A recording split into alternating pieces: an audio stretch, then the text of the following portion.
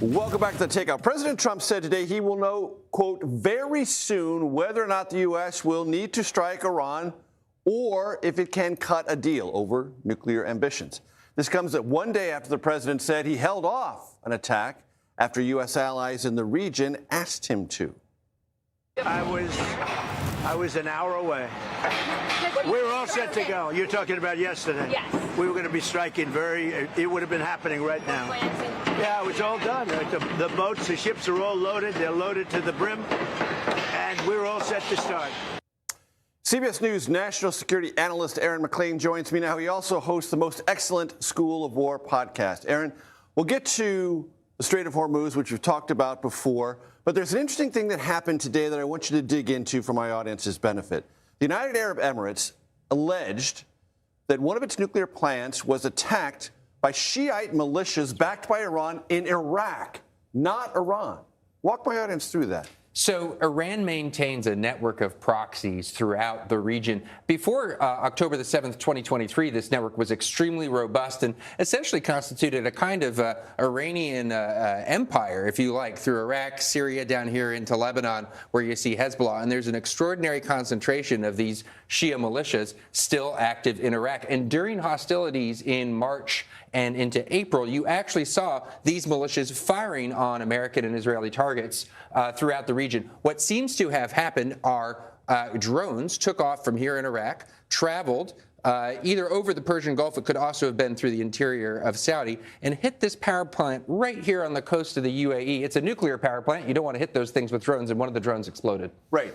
No real damage or injuries, but this is a nervy sort of situation, is it not? And is this kind of an underappreciated front or component of this hostile environment? It's certainly not gotten as much attention as has the direct violence between Israel and the United States on the one hand and Iran on the other. But that kind of exchange happened throughout March and April. It's still clearly simmering now, which raises the question, what is the direct Iranian role in directing these proxies? Did it order this attack? Did it merely give its tacit approval? Or can it not control these guys? We don't know for sure. I suspect the truth is somewhere in the middle. All right, let's go back to the Strait of Hormuz. Our colleague James Laporta reported today that there's a new U.S. Navy assessment of how many mines might actually be in the strait. That's right. So we are looking at mines here essentially in these international channels that run through the center of the strait, separate, of course, from the Iranian channel up here in the north and the Omani channel here in the south that Americans would like traffic to move through until we aborted so-called Project Freedom a couple of weeks ago. These mines are a serious threat to shipping. You don't want to hit one of these things, whether or not it sinks your supertanker or not. Again, like landing a drone at a nuclear power plant, it's a bad day. It's the kind of thing you want to avoid, and it's a very serious matter. And I read today, Aaron, that compared to last week, traffic through the strait has doubled, but it's still a fraction of what it was before hostilities began February 28th. A tiny fraction. And that's why, Major, I think if we see hostilities start again here in the next few days, the president really has two broad options. One is a narrow campaign, a restarting of Project Freedom that focuses on reopening the Strait of Hormuz, maintaining the U.S. naval blockade of Iranian ports while setting the conditions to guide traffic through the strait.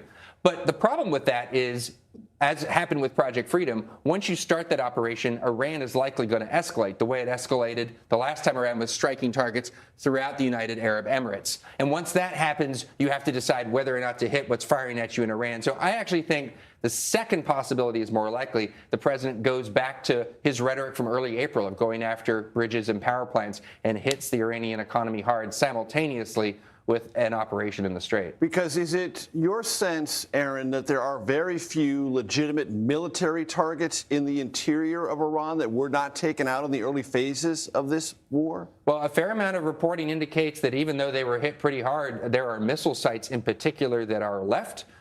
There are nuclear sites that still were not addressed. That is to say that nuclear dust, as the president likes to say, is buried there. So there still are military targets. And we don't know what the president would do. And, of course, we don't know if the president will do it. He keeps going back and forth between 1 day, 2 days, 5 days. We don't even know what the deadline is. I don't know if you've ever been at a bar late at night, Major, and there's somebody belligerent suggesting they want to get into a fight, but they keep saying to their friends, hold me back, hold me back. That's kind of what the president did with Oman and Saudi Arabia in the UAE a couple days ago. Hold me back. And he's done it a number of times, all the way back to the original ceasefire, where he said it was Pakistan that asked him not to continue attacking Iran. Aaron, I've only read about such things. I have no personal experience whatsoever. Aaron MacLean, as always, thank you so much.